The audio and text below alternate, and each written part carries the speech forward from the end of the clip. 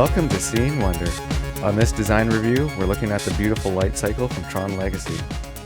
This is quite possibly the movie with my favorite design work in it. In particular, the vehicles are pretty amazing, and the light cycle they designed for this movie is one of the coolest vehicles I've ever seen. It's a sci-fi reimagining of a motorcycle, and a very stylish redesign of the light cycle from the original TRON movie in 1982.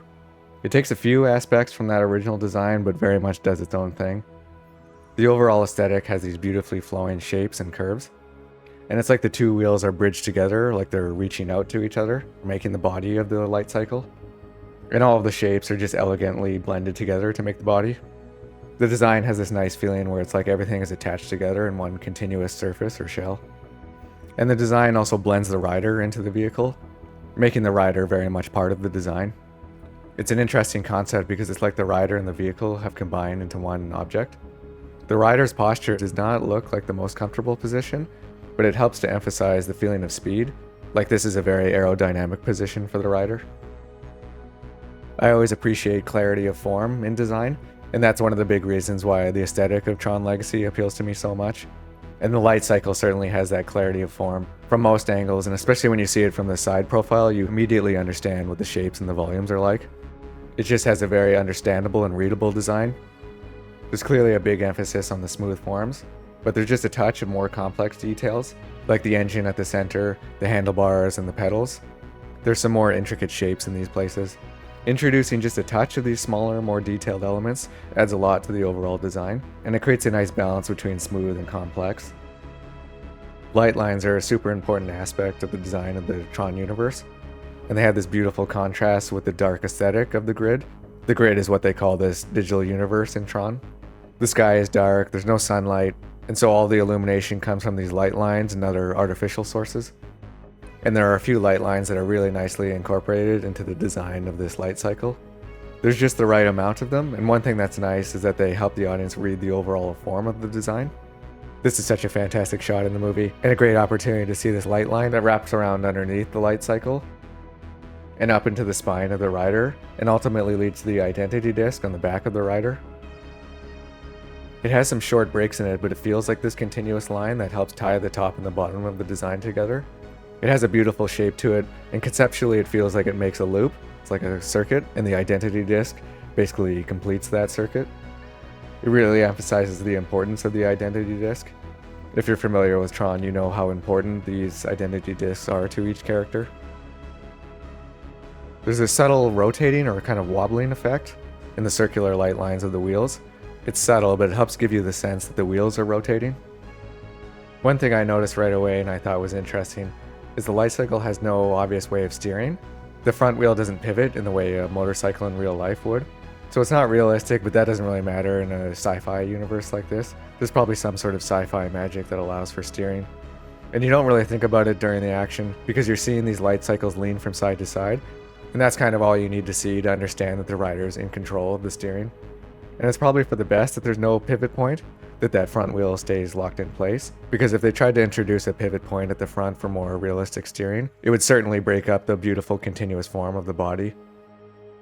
At first I thought only a tiny amount of the wheels or tires were exposed and actually made contact with the ground. When you see the light cycles from below, you see these rings underneath, and that gives the impression that the body has these cutouts in the shape of these circles to reveal the tires. With only such a small amount of the tires exposed, it feels like a little bit of a weak connection to the road. It also feels a little too safe, like almost all of the moving parts are covered up too much. And you can clearly see those cutouts in this shot as well, as Clue's light cycle is forming in the air. But when I studied the design a little more, it actually looks like much more of the front wheel is exposed. And this just looks a lot cooler and feels a bit more dangerous. And then removing that portion of the body breaks up the continuous form in a subtle and interesting way. And you also notice a subtle change in texture here. You notice these fine lines only flowing in one direction, which also indicates that the wheel's exposed and rotating there. In the back, the rear wheel is mostly covered, except for that opening on the bottom. So it's treated differently than the front wheel. And in the end, that's kind of needed to have this portion of the back that's solid, where the light trail is emitted from. These light trails are referred to as jet walls in TRON, which is a super cool and iconic aspect of the TRON light cycles. This is Blue Leader to Blue Bikes. Run these guys into your jet walls. Copy, Blue Leader. Copy, Blue Leader. The spine is a cool part of the light cycle. As I mentioned, it helps blend the cycle and the rider into one object. and the segments allow for some flexibility, so the rider has some freedom to move. The aesthetic of it with these split segments stands out a bit to me and maybe feels a little bit out of place. Maybe it would have been a little more successful if it didn't have the segments, but with just one continuous piece that was flexible. But overall, it looks great, and it's a cool way to attach the rider to the vehicle. These are nice shapes at the top of the front wheel. It helps frame the rider's face, and also remove some of the volume from the body, so the rider has a better view in front of them. It also makes for this really nice shape in the side profile, that again helps frame and capture the form of the rider. Cool shape of these headlights. They're almost like light lines themselves, but brighter. Another cool aspect of the light cycles are these panels that open up. It looks like they're used as air brakes. And it's subtle, but this engine section has this nice rotating effect to it. Each light cycle has one of those rotating pieces on each side. You can see that here as Clue's light cycle is forming. It's one of the few parts that aren't static. It's a nice little detail that helps bring the light cycle to life with this cool continuous animation. And it's hard to notice, but there's this sort of stamp, this logo on the bottom of each light cycle. The designer, Daniel Simon, who did a lot of work on this movie, leaves his mark with that symbol. I'm guessing Daniel Simon had a big role in creating this final design. There are some subtle but interesting differences between some of the light cycles, specifically Clue's light cycle. The most obvious difference is that Clue's light cycle has this unique yellow color.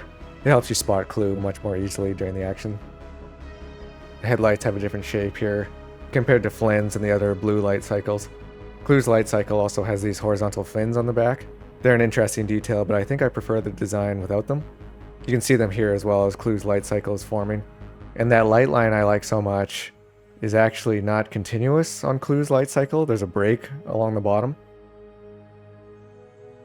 And finally, the shape of these panels that open up are different from the other red light cycles.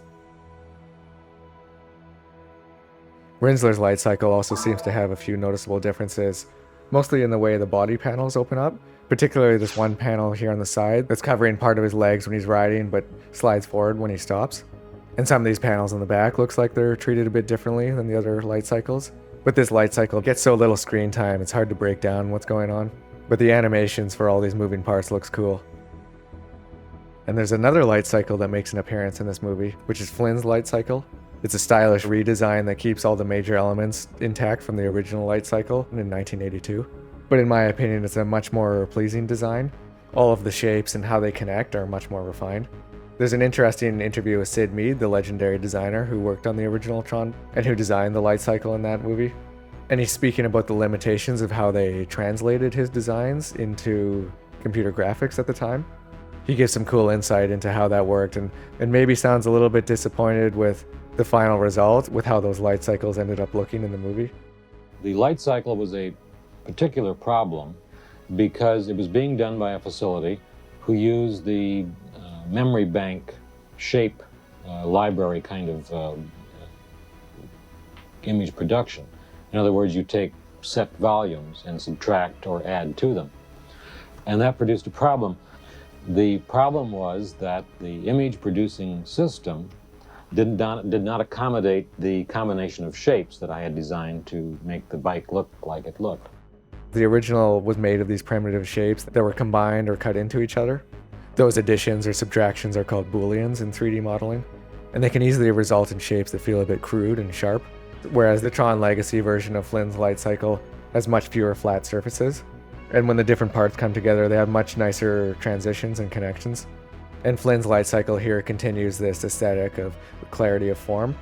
It's really easy to read the shapes and see what's going on, especially when it has the contrast of this black and white color scheme. This canopy section is much more pleasing in this redesign. The front edge of the canopy is a lot more successful than in the original light cycle. At the front of that original light cycle, it had some sharp shapes that were not so refined. Felt a bit like they were colliding in this unintentional way that didn't look very nice. So here they've had a chance to clean that up with some really nice curves. And the side window has this really nice shape to it. This is the perfect position for some headlights, but I think instead of these individual lights in a string, I would have preferred if this was just one continuous strip of light, like most of the other lights in this movie. But it still looks pretty cool the way it is. I love the shape of this front section here. You got the circle of the front wheel combined with this triangular piece in a very nice way. It's definitely reminiscent of the original design, but it combines some shapes together in a very sleek and refined way. And then this large cutout at the center of the wheel, similar to the other Tron Legacy light cycles. I love these triangular shapes. Both of these triangles are right next to each wheel and help define the front and the back. This triangular piece at the back, this is almost like a counterpoint to what's going on in the front. And of course you can see Daniel Simon's logo here again more prominently. One thing about Flynn's light cycle is the lack of light lines compared to the other light cycles in Tron Legacy. You've got this thin headlight at the front, and then we've got this triangular light at the back, and a light down the center of the rear wheel. So it's not really using light lines in the same way as the other light cycles in this movie. The original 1982 light cycle didn't have any light lines, so it just seems to be respecting that. But they've introduced just a few lights here, so it better fits in with the Tron Legacy aesthetic. And again, with this white color, there's not as much of a use for light lines to help define the shapes and to make them easier to read. In the back end, this kind of housing around the rear wheel has some very nice shapes that are much more refined than we saw in the original 1982 version. I did want to point out some interesting differences you see in the Tron Legacy teaser trailer that was released in 2009.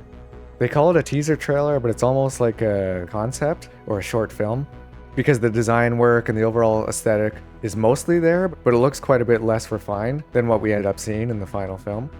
When I first saw this trailer, it blew my mind. I was studying design at the time, and I'd never seen anything like this before. Never seen design work like this in a movie.